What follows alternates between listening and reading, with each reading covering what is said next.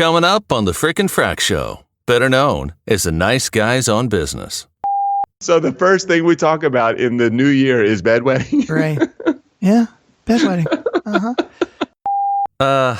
I'm afraid I'm going to have to pull rank on you. I don't want to have to do this, but I'm with the mattress police. There are no tags on the Nice Guys mattresses. Plenty of stains, but no tags.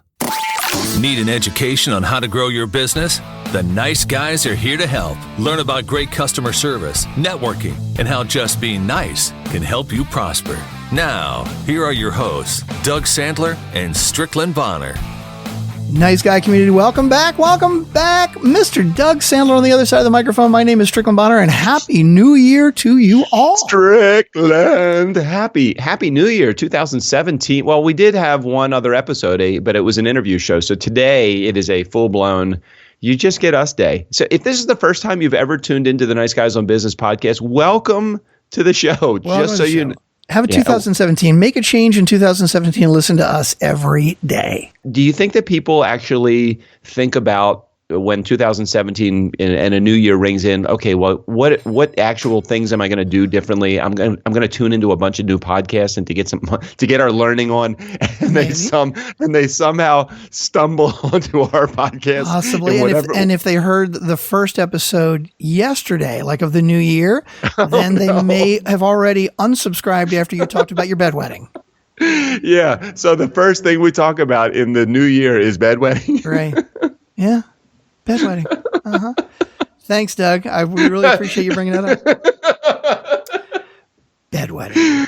Yeah, well, Nice Guy community, welcome back. Okay. Sheets out on the line right now. We are full blown. So the question that I had yesterday about the whole bedwetting thing was, and I haven't done any research since yesterday. Yeah. But I'm curious. What causes that? What causes bedwetting? Yeah. I don't know, but I don't really care. You really don't want to talk, Strickland. Is this something that you're not as forthgiving as information as I am right now? So I'm curious as to whether. Oh, well, like, was I? I don't know. When I was like really young, I think maybe I was, but I'm just trying to stay focused on our promise statement, which is to provide a learning experience that is entertaining and adds value to your life. Now, I certainly think could be it. This could be the missing link between what is connecting learning and not learning on our show. Maybe this is a show that's got to have a little psychology attached to it. Maybe not. Like, we talk psychology quite a bit, but bedwetting? Okay, we don't have to talk about it. It's just, Doug, I'm just trying to stay focused. I want to stay relevant to our listeners. And I'm very curious. You know what? They could call you tomorrow on your Dialing for Doug. I just want to let you know there are several products, as I just Googled bedwetting, there are several products that you can purchase through the Amazon link under jams for bedwetting. And are these things that are like adult diapers where you can bedwet, or it's going to actually try to prevent you from doing it? Well, there are. It looks like these are all kid related, and that was. I wasn't hinting that it was kids versus adults. I was trying to say, like, is it a diaper type of thing so that if you do pee in the middle of the night, that it doesn't get on the sheets, or is it something that is supposed to help you not do it in the first place? I think there's some therapy. Okay, so it is to help you not do it in the first place. Yeah, okay. Yeah. There is the world's number one. Oh, geez, there's a whole bunch of. I didn't realize this was a pandemic. Apparently, there's an issue here. I did not realize how much this was. What causes it? How do you stop? Okay,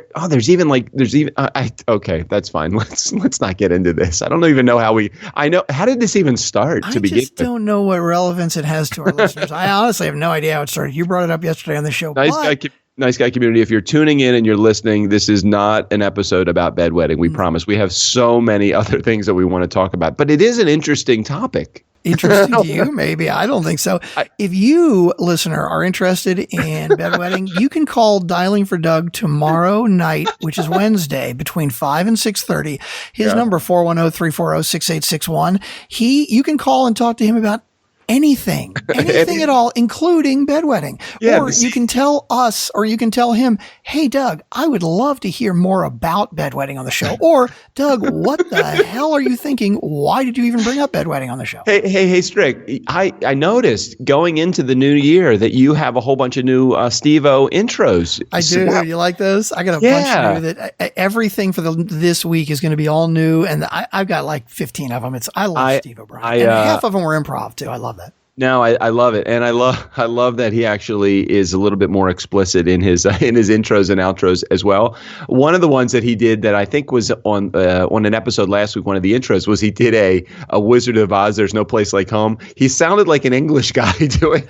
He kind of did. That was a little weird. I don't know why he was doing it sounding English, but I think that was his attempt at doing a "We're not in Kansas anymore" accent. Right. I don't know. I think so too. I don't know. I think the one I liked from last week was the closer, where we said, I can't remember how it started, but because I did a line to start, but it was just a really short line. Yeah. And then he just totally riffed off of it, where he went off on like, not valid in Fredonia at your in-laws. And then like the nice guys make no guarantee that these two assholes have any idea what they're talking about, but calling people fuckwads and dick face and will definitely lose your business.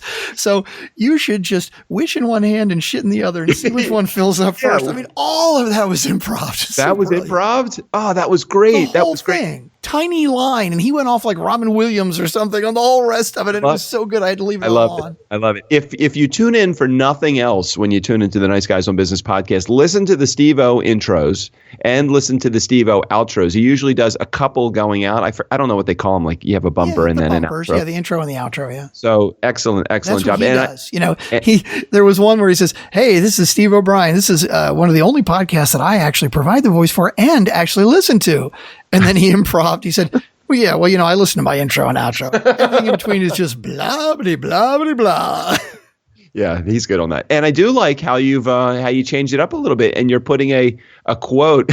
Lee Bartlett, who was the author of the #1 bestseller, who came on the show a couple weeks ago or last week, I think, according to the time that we're actually recording playing this back. He reached out to me. We're buddies, so he was like, "Hey, did you mean to have that quote at the beginning of the show about my mom?" Yeah. I said, yeah, we meant to. He says, it was funny as shit. I just didn't know that if you meant to put it on there. It is interesting though, because I love the idea of doing a teaser line, but it does sound weird, kind of. It's like you're jumping into the middle of the episode. I wonder if there's something I should put right before that. Yes, there is something you should put right before that, and I'll tell you exactly what that is. If you just have Steve-O just say the Nice Guys on Business. Yeah, coming up on the Nice Guys on Business. Beep, I could have him say coming up. Oh, yeah, I'm going to have him record that first. Coming up on the Nice Guys on, or today on the Nice Guys on Business. Yeah, today. Yeah, exactly. If you do something like that, people will tune in. Although I do like it how it is. You are correct. If people don't know our style, if they're tuning in the first time, they're going to think, what the fuck? I'm tuning in halfway through the episode, and these guys haven't started the show yet.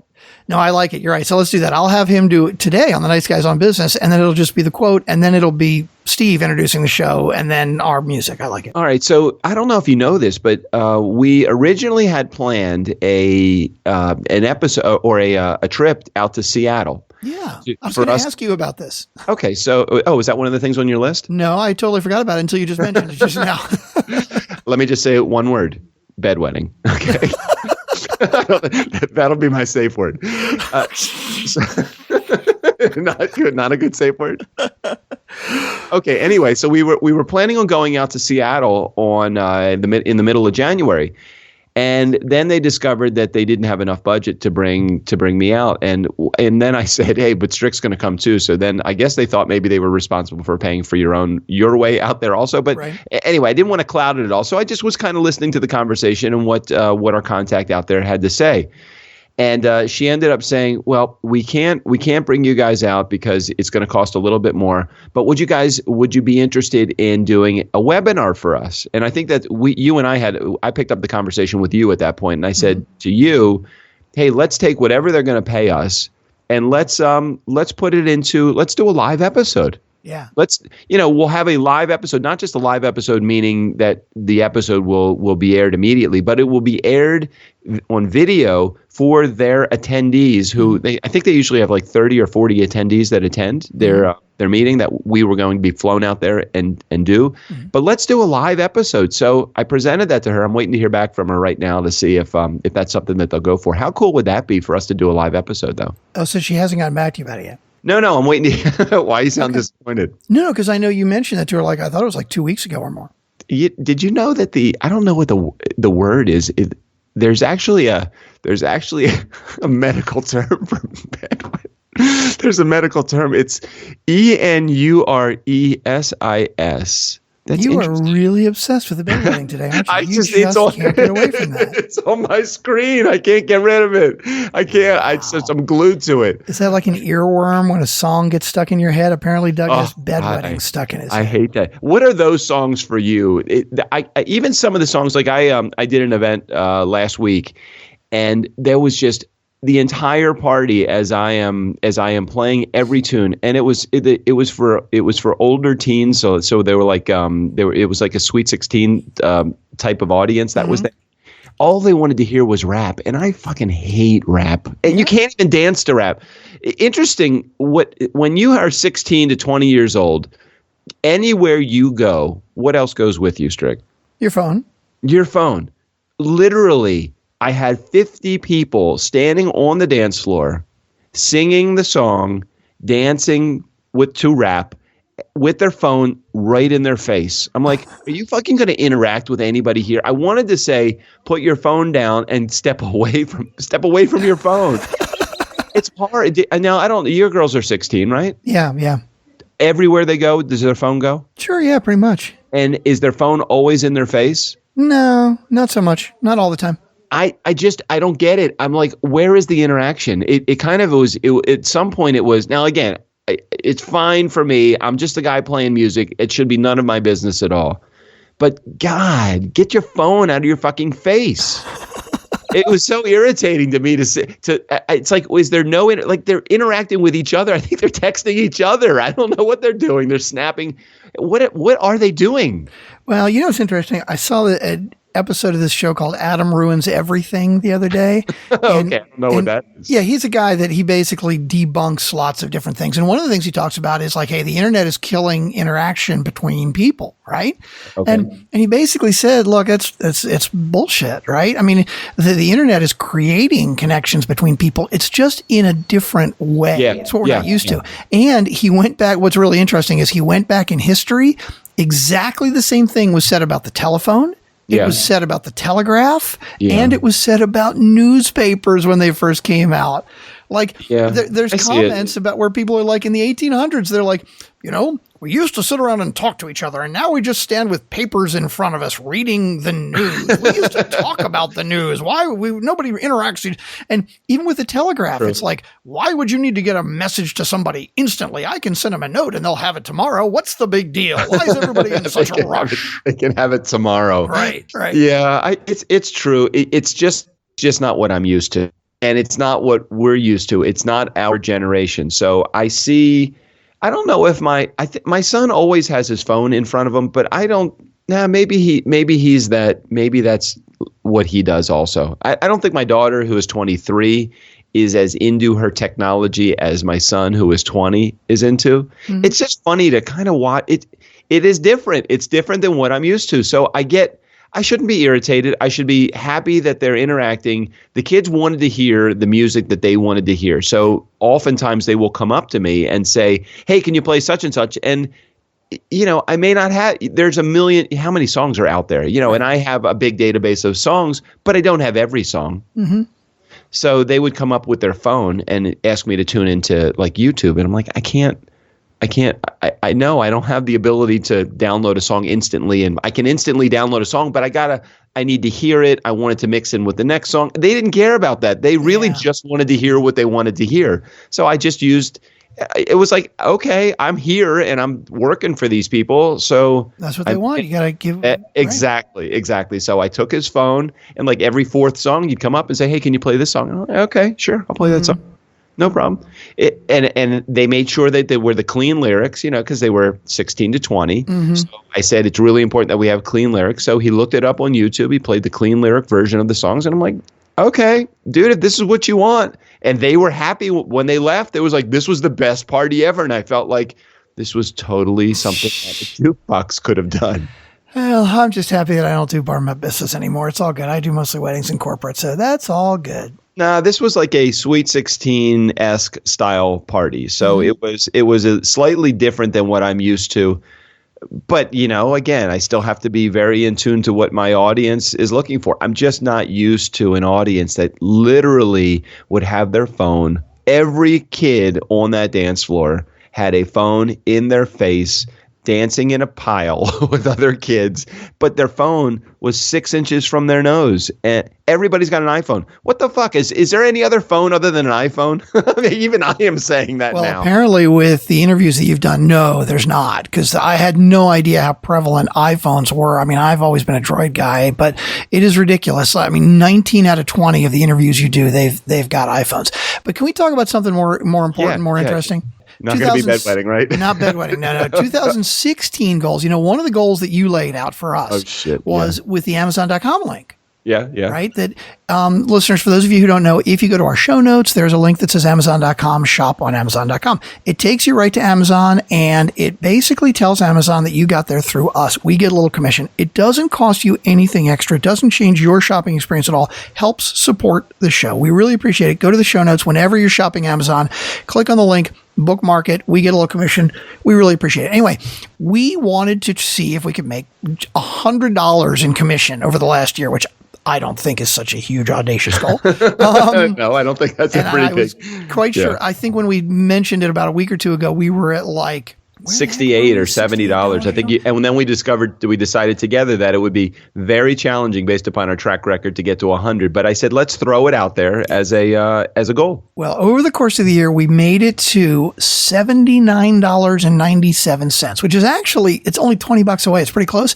And as I pointed out also, we didn't have this link set up until March. I'm really thinking we ought to go for the goal for a year of Amazon links. So in other words, we've got another 3 months to make another $20, which would be really cool. I mean, because by the way, for those of you who don't know, Amazon.com, when we get the commission, they don't send us a check until you hit a cumulative number. Like they're not going to send me a check for 12 cents, right? Which is what we make most weeks. But if it gets to $100, they send us a check. So it's like, it would be really nice to just get a check after a year. I agree. So now, you're saying last week, like a full week ago, like around Christmas time, it was like $12 or $13 for the week. It was great. This last week, $1.24. Oh, so we dropped back. Not so good. So that's why we just need to mention it. And again, nice guy community. We can't tell you how much we appreciate the support. If you could just click the link, it means a lot to us. It wouldn't change your shopping experience on Amazon at all. I did get a call from my friend Scott Miller, and Scott, he's a good friend of yours as well. We had a beer with him a couple of weeks ago. Scott did let me know. I mean, he purposely made a phone call to me. He said, "I just want to let you know everything I order now is going through the Amazon link." Oh, I love that.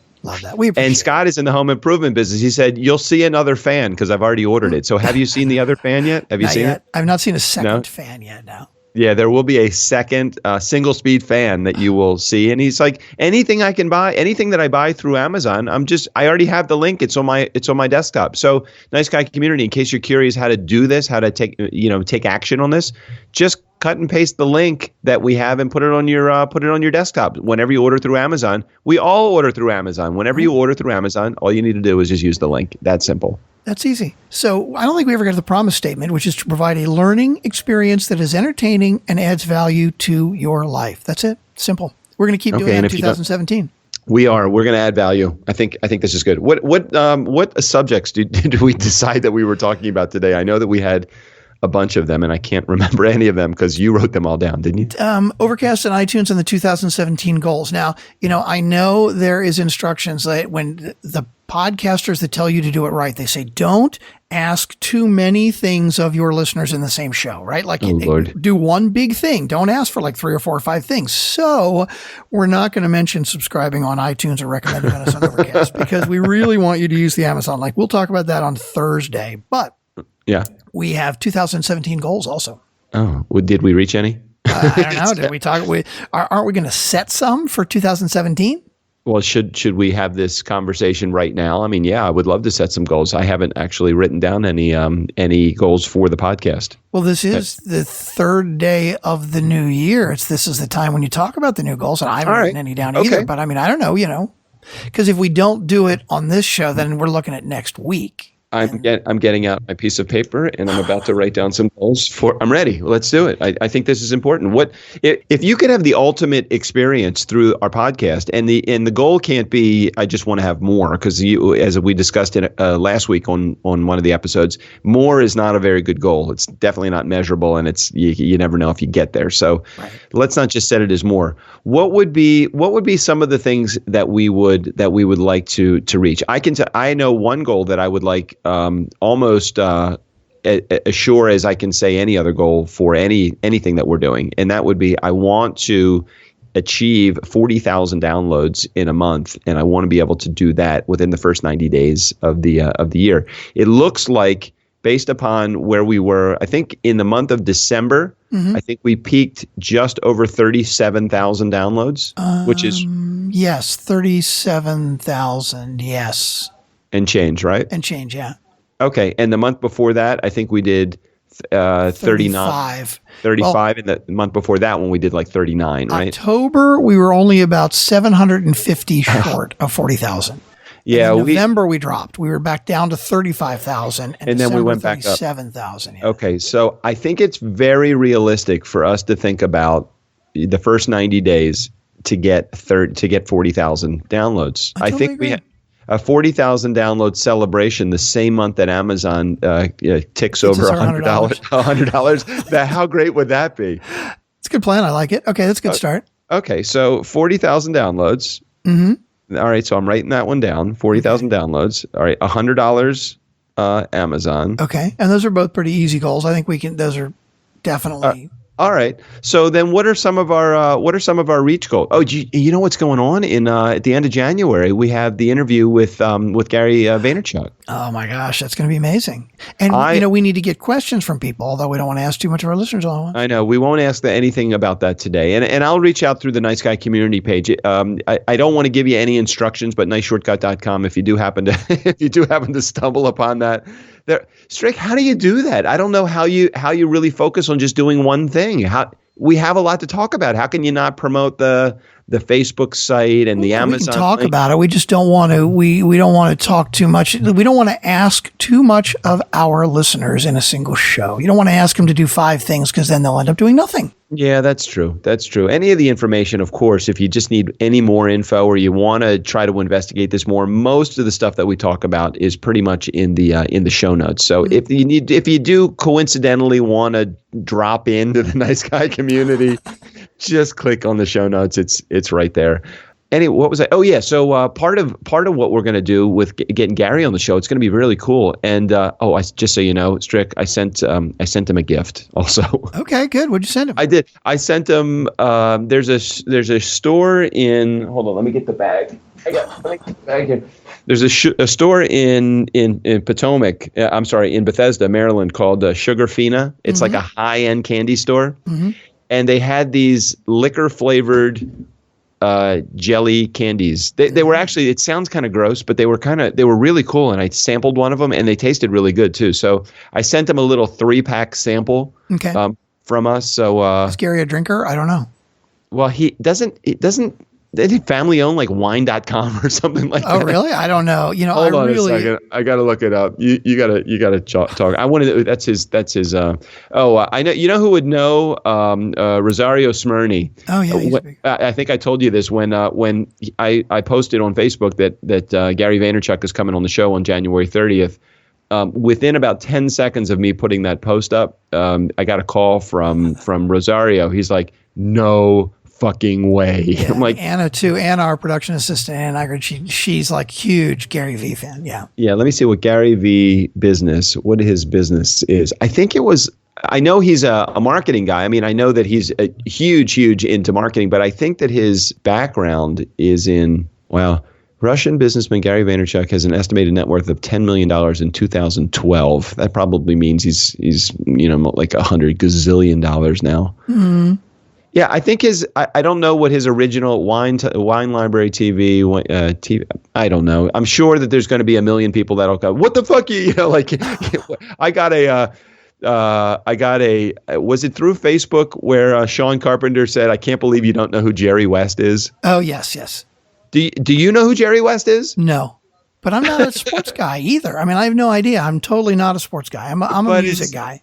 But it's like saying I didn't, I can't even come up with an analogy right now, but it's like common knowledge who he is. No, I mean, look, if you said, do I know who Magic Johnson, who Kareem Abdul-Jabbar, Michael Jordan, or Kobe Bryant, or Shaq? I mean, I know those guys, right? Yeah. And I'm totally not a basketball fan at all. And I know they're all, top-notch basketball players. But Jerry West, I'm sorry. Sean, but we're going to get some shit from Sean about this. I know, but then Sean says, that like that's his image that they use for the NBA logo, like his silhouette. I'm like, there's a silhouette on the NBA logo. Yeah, no, I know that. It's a silhouette, but like, no, I don't know that. Who decided that it was his silhouette, and how would you know? Hold on, NBA logo. Oh shit, it is. Well, no, it's really cool actually. The NBA and the NFL. Well, I don't know about NFL. The like Major League Baseball too, right? They're like similar, like red and blue logos with like the silhouette in the middle of a player, right?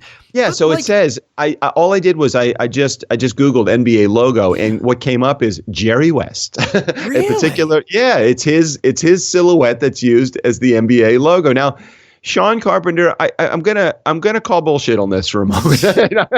I know what's gonna happen. Sean is probably going to send me a text message. Oh, that's what it was. It was through. Sean likes to send group text messages to you, me, and him. Or you and me, just to kind of kind of stir the pot a little bit. Of course. I'm like, I wonder if he typed, like Googled Jerry West. No, you know what? I'm not going to call bullshit on this. No, he's a huge sports guy. It doesn't surprise me at all that he knows. Sean knows a lot about a lot of things. No, that totally doesn't surprise me about Sean. I mean, like, that'd be like if you had some obscure music thing and you said it to me. Come on, in fact, what was the I don't know. A friend of mine on Facebook put a line up from a Stones song recently, and it was one of these, like, he put the first line up and you continue the line, right? Yeah. And so I put the second half of the line up, and he was like, "Hey, that's really good. Did you have to Google it?" I'm like, "Are you kidding? No, I didn't have to Google that. No, I believe Sean on this one." So now that is in question, I'm curious, who is the Major League Baseball image of? Interesting. Why don't you Google it? I have no idea. No, I don't know. That's a really sharp nose. Anybody that is a Major League Baseball fan, if you could tell me who that is a silhouette of in the logo for Major League Baseball, I would be very interested in seeing the NBA. That is pretty cool. I didn't know they had a specific guy that it was fashioned after. I didn't know that either. Now, the NBA, I'm looking at the notes, and the NBA, it looks like they're reluctant to acknowledge that it's Jerry West in the logo. Okay, so where did the rumor come in? I guess we got to get Sean Carpenter on the show and find out why he is sure that it is Jerry West. I would try to get him on the phone right now, but he's probably at a dinner party. Yeah. Okay. Anyway, so 2017 goals. Let's go back to that for a second. So 40,000 downloads. I think that's an excellent goal. Amazon hitting $100. That's such a pathetic goal. I know, it really is. It totally is. That really is bad. Now, if we set a year-long goal and we say something like, are we looking for? I don't necessarily have to have a monetary goal attached to the podcast, but it is kind of fun to think about Amazon as our key affiliate site. Yeah. Yeah. It's just hard to put a specific dollar amount and say, I'd like to have this much, Yeah, that's true. I'd like to have a goal of getting just one paid advertiser. I'd love to get somebody sponsoring the show. You want to have a sponsor? Then we're kind of like, aren't we? Oh, stop. We talk about this all the time. We talk about this like we're beholden to the sponsor, right? I don't know. There's a lot of pressure to having somebody that's on the show that's a sponsor. Why? I don't understand your unless it's somebody that's totally in tune to the message and the content and the fact that we're all over the fucking place. it would be very challenging for me to have a sponsor to feel like, oh, you didn't exactly read it the way we wanted to. We were hoping a little bit more inflection. Strickland's we're 29 minutes into the episode, and I want to have more discussion about this. So let's talk about this on Thursday. That's a little teaser for our Thursday shows. We're going to talk about so more downloads, sponsorship, and what it means. Affiliate links, sponsorship. Okay, I got it. Do you have is there a quick subject that we have on the list that we can maybe just chat a moment about? Is there something that you have on there? No, I mean, there's nothing really, except we want to make sure, Dialing for Doug is tomorrow. So make sure and, call Doug between 5 and 6:30 Eastern at 410-340-6861. Or you can still try to call 4242 DJ Doug anytime and leave a message, but we don't know if it'll work or not. I mean, try it. It'll work. It'll work. Stop it, Strickland. You know it. All right. So why don't we hold the show here? Tomorrow's episode is,